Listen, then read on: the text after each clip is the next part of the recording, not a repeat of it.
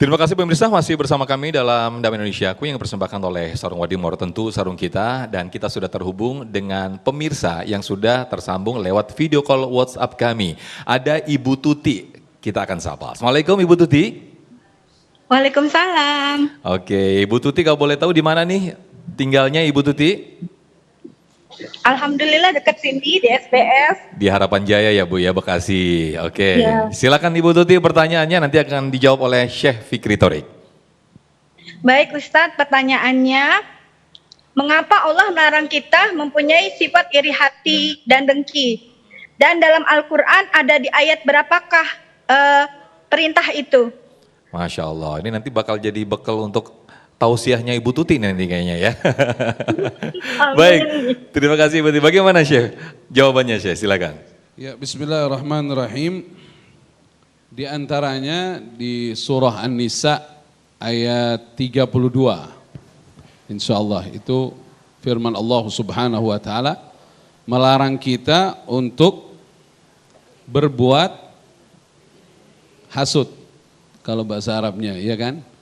Dan juga dalam hadis Nabi kita Muhammad SAW, Rasulullah bersabda dari Anas ibn Malik radhiyallahu taala anhu, fima rawahul Bukhari wa Muslim muttafaqun alaih, la tabaghadu wa la tahasadu wa la tadabaru wa kunu ibadallahi ikhwana la yahillu li muslim ay yahjura akhahu fauqa thalath.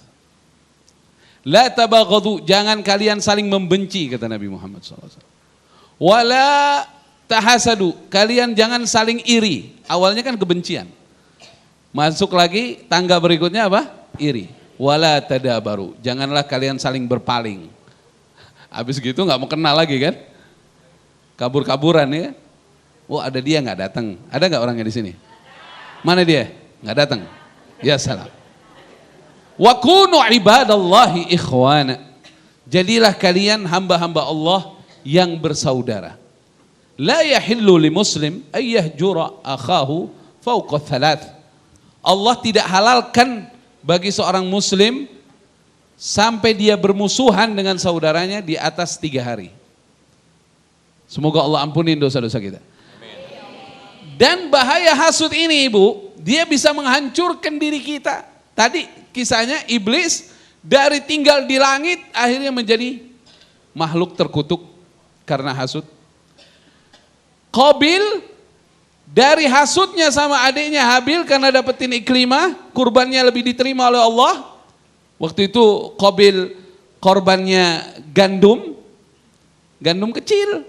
Dia pelit orangnya, pelit.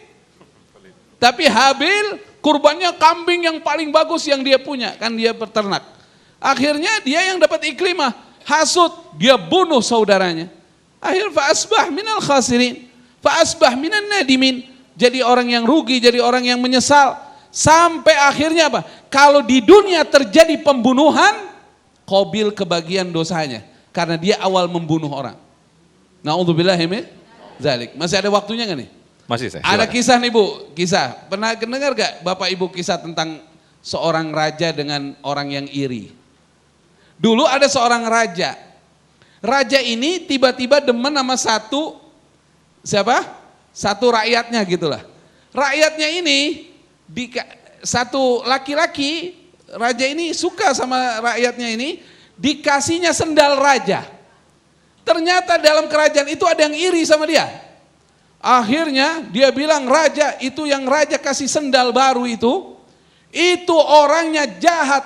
Dia bilang raja orangnya bau. Raja percaya nggak? Dia bilang di mana-mana raja bau. Kalau nggak percaya raja panggil lagi dia pasti nutup mulutnya depan raja. Akhirnya coba panggil dia. Ini orang yang hasut ini, orang dalam kerajaan, dia keluar, dia undang ini orang, dia kasih makan bawang. Akhirnya kan bau. Nggak lama dipanggil sama raja. Ini orang begitu ketemu raja benar, begitu raja bilang dekat sini, dia tutup mulutnya. Wah benar ini orang nih, kata raja. Akhirnya raja tulis surat. Biasanya orang kalau habis dipanggil raja, dikasih surat buat ngambil hadiah. Sama asistennya, ditulis surat, suratnya dikasih, ternyata isi suratnya apa? Hai asistenku, kalau kamu ketemu sama orang yang bawa surat ini, bunuh dia.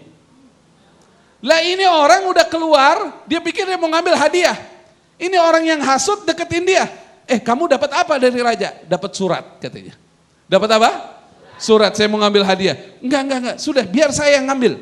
Biar saya yang ngambil. Nanti biar hadiahnya lebih bagus. Akhirnya si hasut ini yang bawa ke asistennya raja. Begitu asistennya lihat, kamu saya suruh, raja suruh saya bunuh kamu. Katanya ini suratnya. Oh bukan saya, ini sebenarnya nggak bisa. Sini. Akhirnya dibunuh ini orang.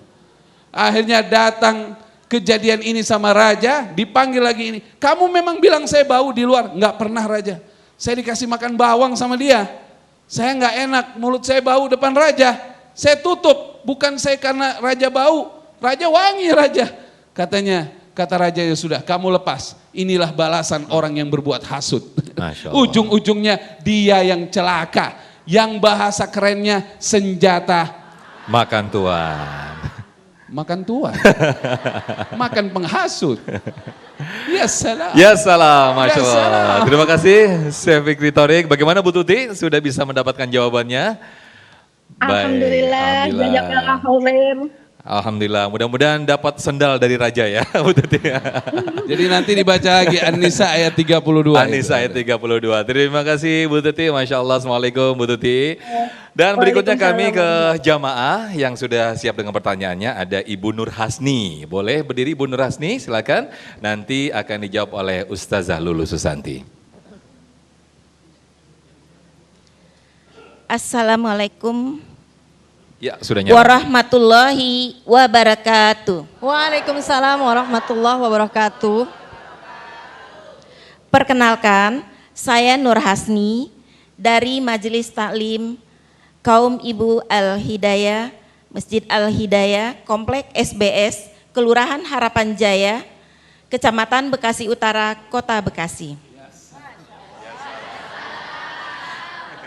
Sebelumnya saya ucapkan terima kasih atas kesempatan yang telah diberikan kepada saya untuk bertanya di dalam acara Damai Indonesiaku bersama TV One. Sesuai tema pada hari ini yaitu iri dengki bikin hidup merugi. Baiklah, pertanyaan saya pada siang ini, izin Bu Ustazah. Silakan Ibu. Iri dan dengki sudah sama-sama kita pahami bahwa sifat itu sangat berbahaya. Sesuai tadi penjelasan dari awal dari Ustadz ataupun dari Ustazah yang sudah sama-sama kita maklumi. Langsung ke pertanyaannya Ibu. Sesuai tema, saya akan bertanya. Untuk sifat iri, dengki ini biasanya sering kita temui di mana-mana.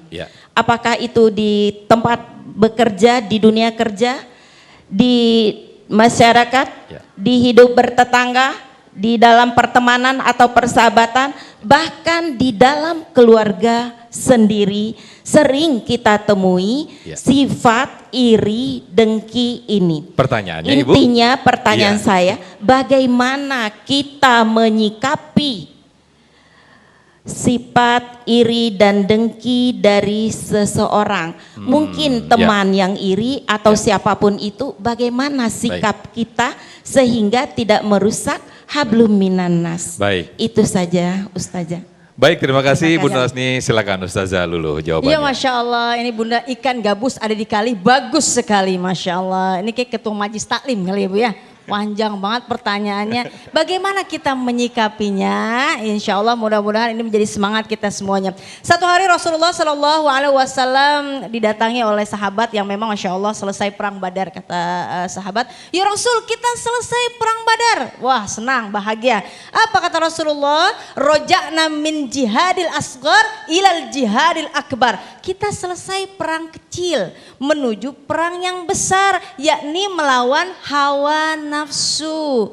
Maka mohon maaf lahir dan batin, ibda binafsik, mulai dari diri kita sendiri ya. Tanamkan sifat syukur yang ada dalam diri kita. Syukur kepada Allah, jangan sampai mohon maaf kita melihat orang lain dapat kenikmatan, kok kita yang panas, kok kita yang uring-uringan, akhirnya masuk UGD, gimana kabarnya Bu? Wassalam. Ya Allah, karena penyakit batin kita, hati kita.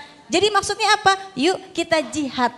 Ya, jihad nafsu kita, karena termasuk iri dengki ini harus senantiasa dibasmi, diatasi mulai dari diri kita sendiri. Syukur apa yang Allah berikan, karena takdir yang diterima itu berbeda-beda dan Allah Maha tahu, Allah tahu kadarnya, Allah adil, Allah tahu bagaimana menyikapinya dalam hartanya. Kemudian juga mungkin kalau kita dikasih harta yang banyak, kita akan bisa kufur atas nikmat Allah. Jadi maksudnya apa? Yuk kita bersyukur ya. Kemudian kedua apa? Husnudzon. Ana inda dhonni abdi bi, aku bersama prasangka hambaku. Jadi kita husnudzon kepada Allah, husnudzon kepada manusia. Allah memberikan nikmat yang luar biasa walaupun sedikit ya. Tapi kalau disyukuri enak gak Bu? Ada qanaah dalam diri kita. Jangan sampai kita melihat tetangga. Ibu, yang penting mah halal berkah dari suami ya Bu ya. Ucapkan apa Bu? Alhamdulillah. Sebulan dikasih 30 juta bersyukur. Alhamdulillah ya. Intinya kita qanaah berapapun yang diberikan bersyukur ya. Ya Allah, si Ibu masih rame aja ya. Kemudian bagaimana? Yang namanya keluarga ini harus senantiasa muhasabah diri ya. Hasibu anfusakum qabla an tuhasabu, hisab diri kita. Kita bisa kumpul bersama, sholat bersama, kemudian juga ngaji bersama. Ini merupakan langkah kita untuk menguatkan iman kita.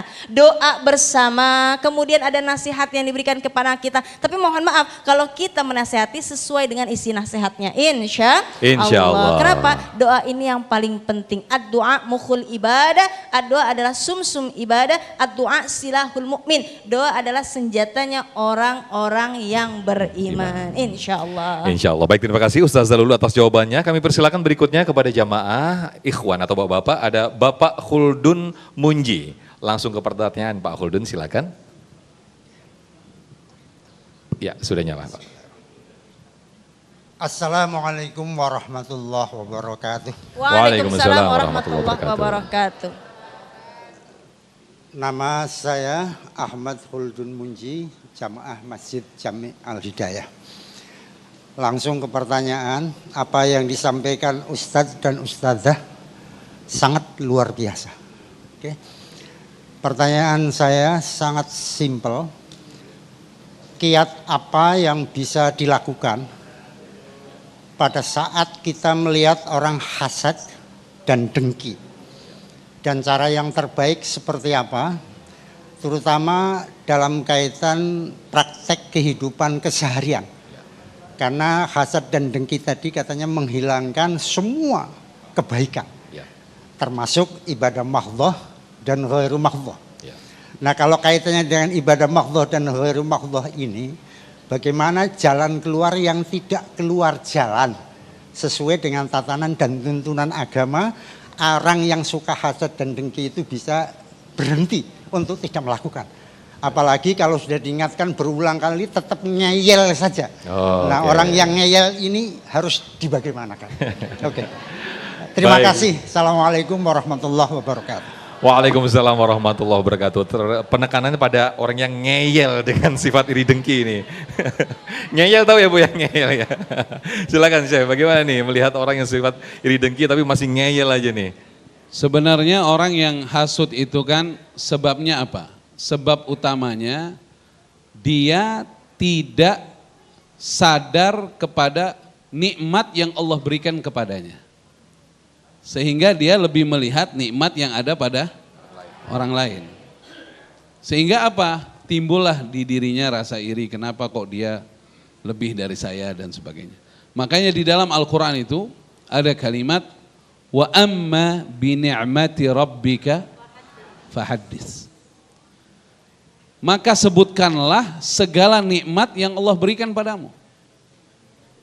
Apapun nikmat yang Allah berikan padamu, kamu sebutkan. Sebutkannya bukan nampangin sama orang, bukan. Itu ngundang hasud, ya kan? Sebutkan pada dirimu sendiri. Ya Allah, alhamdulillah ya Allah, ini mata masih melihat, ini telinga masih mendengar dan sebagainya.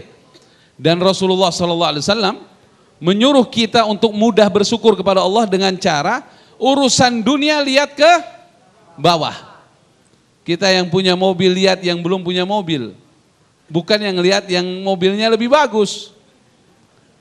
Ibu-ibu di rumahnya ada kipas angin tidak punya AC. Alhamdulillah, nggak kena flu. Ya, jadi selalu berpikir yang baik. Kalau punya AC, alhamdulillah. Jadi selalu alhamdulillah sehingga tidak menatap nikmat yang ada pada orang lain. Dan bahkan kalau kita sering mengingat nikmat yang Allah berikan pada kita, nanti kita timbul rasa malu pada Allah. Timbul rasa apa? Malu pada Allah. Ibadah saya tidak seberapa, amalan saya tidak seberapa, zikir saya kurang, maksiat saya banyak, tapi Allah kasih segalanya ini buat saya.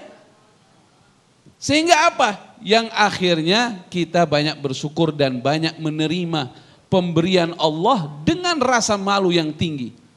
Jangankan kita pengen hasut sama orang lain. Jangankan kita mau iri dengan orang lain. Mau minta lagi saja malu.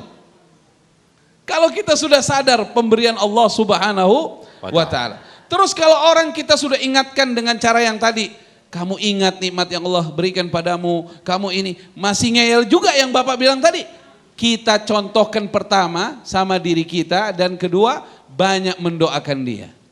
Semoga Allah berikan dia hidayah. Amin. Kalau perlu kita bangun malam, sebutkan nama dia agar dia diberikan taufik hidayah menjadi orang yang berhati bersih.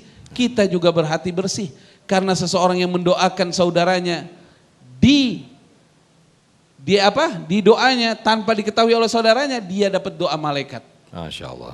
Baik. Ya salam. Ya salam. Masya Allah. Terima kasih saya Fikri Thorik atas jawabannya dan pemirsa nanti kami akan lanjutkan berkaitan dengan segmentasi tanya jawab ini baik lewat jamaah ataupun video call WhatsApp kami. Tetaplah bersama kami dalam Damai Indonesiaku.